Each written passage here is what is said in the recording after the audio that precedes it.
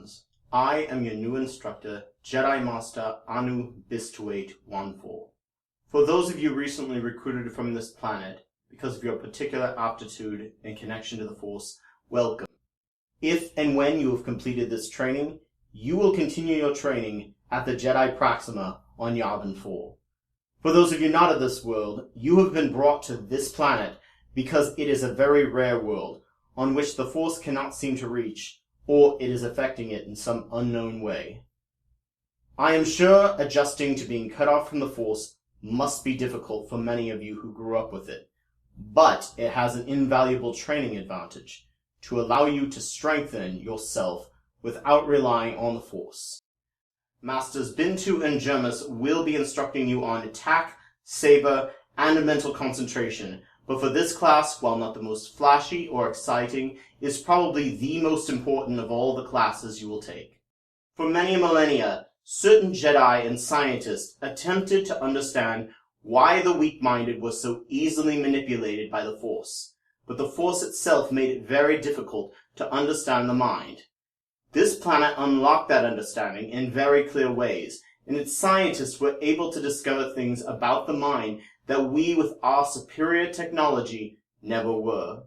This class is a training on both how to discover the truth and how minds are manipulated, or as this planet's astrophysicist, Dr. Carl Sagan put it, Skepticism.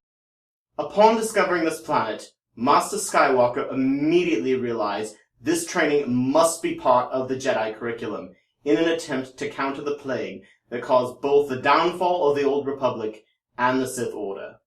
The Old Republic fell because they were much too dogmatic and inflexible. They were tricked by their own minds and over-reliance on the Force, even though they refused to give in to their emotions. The Sith, on the other hand, gave in to their emotions, which allowed them to gain power from the Force, but caused them to behave irrationally and destructive to themselves and others. In this class, we shall discuss some of these natural biases that we used to think were weak-mindedness that actually are just elements ingrained in all of us at varying degrees. Some of us have figured out psychological tricks to counter some of these biases better than others, which in turn makes us feel superior to others because we were not affected by that particular bias. This arrogance actually makes us even more susceptible to other biases. For the Offworlders, part of your assignment was to go onto this planet's internet and watch the televisions, the primary sources of news, information, and entertainment. In almost every argument, you will hear accusations of bias at nearly every turn. Many nations with state-run media claim an international bias against their nation. But what exactly is bias? The definition of bias, according to this planet's United States English Dictionary, Merriam-Webster, are actually several definitions, but the mental definition is an inclination of temperament or outlook, especially a personal and sometimes unreasoned judgment or an instance of such prejudice. A cognitive bias is a perceived assumption or prejudice that skews your own perception so that you end up making logical fallacies and believe things that aren't actually true, but beliefs you hold with certainty. Biases are shortcuts your brain makes when thinking and making decisions. They plague us as a galaxy every day. However, they are not an engineering bug, but actually an evolutionary feature. The brain has a limit to its size and capacity.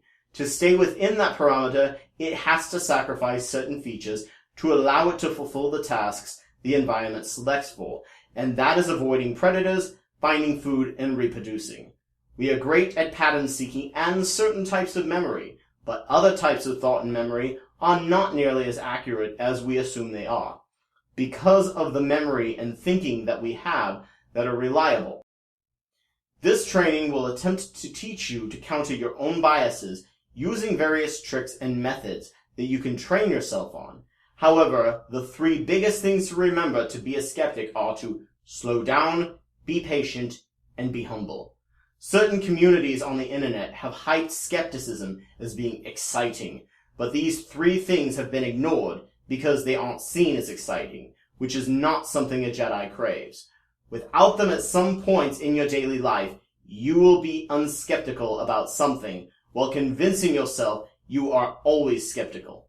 No matter how much you may like to call yourself a skeptic, you will be lying to yourself. You will be just one more person with a biased opinion, like everyone else, masked in the legitimacy of skepticism. Calling yourself a skeptic without constantly training your mind is just like calling yourself a Jedi without training yourself in the ways of the Force. Without the Force to use here, you will hopefully become even more powerful Jedi than you could have been off this world. That concludes our lesson for the day. Just a reminder to the Offworlders, do not interact with the people on this planet. You are to stay in hiding from these people until they have achieved a level of peace and technology needed to join the rest of the galaxy. Until next time, good luck, and may the Force be with us. Hello there. If you like what you saw, please like, rate, and subscribe. If this has helped you in any way, consider donating to my Patreon account. Link is in the bottom bar. Judge me by my size, do you?